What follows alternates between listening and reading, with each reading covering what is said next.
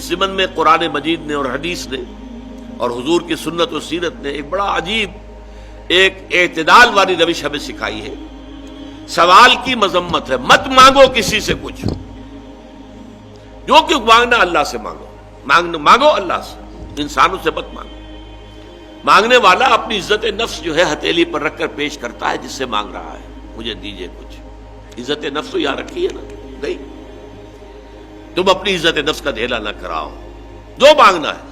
حضور نے فرمایا کہ اگر جوتے باندھنے کا فیتا جو ہے وہ تمہیں چاہیے، اللہ سے مانگو۔ اب یہ اللہ کا معاملہ کس ذریعے سے پہنچا دے، کس کے دل میں ڈال دے، کیا شکل پیدا کر دے، تمام اسباب جو ہیں عالم کے وہ تو اللہ کے قبضہ قدرت میں ہے۔ کون سے سبب کے ذریعے سے اللہ تعالیٰ وہ تمہاری ضرورت پوری کرا دے، یہ اس پر چھوڑو، مانگو اللہ سے۔ انسانوں کے سامنے دست سوال دراز مت کرو، لیکن دوسری طرف اگر کوئی اپنی ہتھیلی آپ کے سامنے کر ہی دے تو اسے ٹھوکر مت مارو۔ اس نے عزت نفس جو ہے اپنی ہتھیلی پر رکھ کر آپ کے سامنے رکھ دی ہے۔ اب تمہاری مروت، تمہاری شرافت کا تقاضا یہ ہے کہ اما السائل فلا تنہر، اب انہیں جھڑکنا نہیں ہے، ڈانٹ ڈپٹ نہیں کرنی ہے۔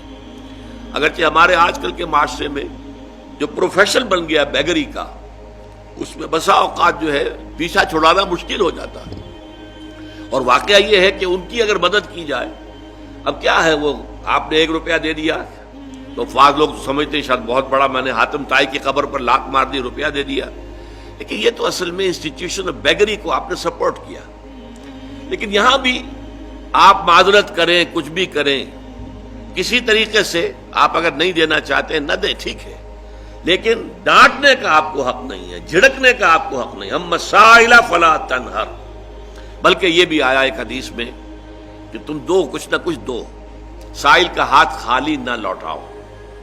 یہاں تک ایک حدیث میں الفاظ ہیں سائل کو ضرور دو، خواہ وہ گھوڑے پر سوار ہو کر تمہارے پاس آیا۔ گھوڑے پر سوار ہو کر آنے والا جو ہے وہ تو صاحب عزت، صاحب حیثیت انسان ہوتا تھا نا۔ گھوڑا تو عرب میں ہر ایک کے پاس نہیں ہوتا تھا۔ اونٹ تو کہہ سکتے ہیں آپ کے بہت عام تھا، بھیڑیں بکریاں عام تھیں، گھوڑا جو ہے وہ تو کسی صاحب ثروت انسان کے پاس ہی ہوتا تھا، صاحب حیثیت۔ تو گھوڑے پر سوار ہو کر آ رہا ہے، لیکن تمہیں کیا معلوم اندرونی طور پر اس کی کیا کیفیت ہے، کیا اس کے اوپر بپتا پڑ گئی ہے، کون سے صورتحال سے وہ اچانک دوچار ہو گیا ہے۔ لہذا دے سکتے ہو تو دو، لیکن یہ کہ نہیں دے سکتے تو معذرت، قول معروف یہ کہو اور نرم انداز میں ان سے معذرت کرو۔